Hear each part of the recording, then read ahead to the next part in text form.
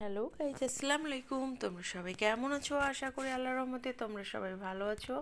আমিও ভালো আছি। আজকে আমি তোমাদেরকে করে দেখাবো পালংয়ের শীষ। তো আমি তার জন্যে দিয়ে দেবো 4টে বড়ি।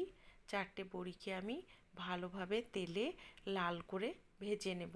তো ভাজা হয়ে গেছে, আমি তুলে নিয়ে ওই কড়াইয়ে দিয়ে দেবো আমি সরিষার তেল।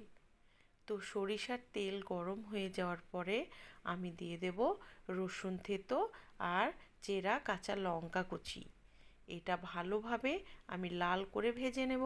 লাল করে ভেজে নেওয়া হয়ে গেছে, আমি দিয়ে দেব পালং শাক, বেগুন, আলু একসঙ্গে দিয়ে দেব। তো নাড়াচাড়া করে আমি দিয়ে দেব সে ভেজে রাখা বড়িটা কুচি করে দিয়ে দেব। তো ভালোভাবে আমি নাড়াচাড়া করে দিয়ে দেব স্বাদ মতো লবণ আর হলুদ গুঁড়ো।